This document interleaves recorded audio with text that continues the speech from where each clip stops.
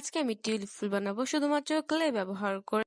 এটা বানানোর জন্য কিছুটা ক্লে হাতের মধ্যে নিয়ে ওয়াটার ড্রপের মতো বানিয়ে নেব। এটা বানানো খুব ইজি, তা তোমরা দেখলেই বুঝতে পারবে। ইজি বললাম তো কি হয়েছে, লাস্টে গিয়ে আমি ধরাই খেয়ে গেছি। মানে আমি এটা বানাতে সাকসেসফুল হইনি। এটার ফাইনাল লুক আমার একটু ভালো লাগেনি। এর চেয়ে আগে যে ফুলটা বানিয়েছিলাম সেটাই বেশি সুন্দর হয়েছে। কিন্তু তোমরা ভিডিওটা দেখে কিন্তু আমার চেয়েও ভালো টিউলিপ বানাতে পারো। আমি ক্লে কম ইউজ করেছি দেখে আমার সাথে এটা হয়েছে। সো এটা বানানোর জন্য প্রথমে একটা চামচের মধ্যে ক্লে নিয়ে পাপড়ি শেপটা করে নিচ্ছি।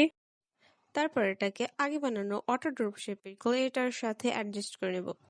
এটা বানানোর জন্য আমাদের 3টি পাপড়ি লাগবে। তার জন্য প্রতিটা পাপড়িকে আমরা একে একে অটো ড্রপ শেপের যে ক্লেটা সেটার সাথে অ্যাড করে নেব। এটা অ্যাড করার সময় আমাদের খুবই সাবধানতা অবলম্বন করতে হবে। তোমরা আজেরও বসে থাকার চেয়ে এরকম কিছু ফ্লাওয়ার বানাও যাতে তোমাদের ঘরের ডেকোরেশনটাও সুন্দর হয়ে যায়। তাও যদি তোমরা না বানাতে চাও তাহলে আজেরও বসে বসে আমার ভিডিওটাই দেখতে থাকো। ভিডিওটা দেখে ভালো লাগুক বা না লাগুক, please like and comment and share করে দাও। পাপড়িগুলো লাগানোর পর আমাদের ফুলটা রেডি হয়ে গেল। তারপর আমরা একটা ডাল বানিয়ে নেব। ডাল বানানোর জন্য আমরা সবুজ কাগজ ইউজ করবো। সবুজ কাগজটাই আমি কেটে নিচ্ছি। তারপর সবুজ কালার কাগজটাকে একটা কাঠের সাথে অ্যাডজাস্ট করে নেব। এই প্রসেসটা তোমরা ভিডিওটা ভালো করে খেয়াল করলেই বুঝতে পারবে। আর হ্যাঁ, এটা কিন্তু অ্যাডজাস্ট করতে অবশ্যই গ্লু ব্যবহার করতে হবে। প্রথমে আমি এই সাইডে গ্লু ব্যবহার করছি এবং শেষ প্রান্তেও গ্লু ব্যবহার করব।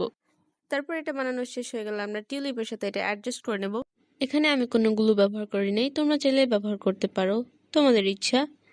তারপরে এই ফ্লাওয়ারটার জন্য আমরা দুটো পাতা বানিয়ে নেব। পাতার শেপে কাগজ কেটে নিয়ে তারপর সেটাকে অ্যাডজাস্ট করে নিচ্ছি। এটাই হলো টিউলিপ ফ্লাওয়ারের ফাইনাল লুক।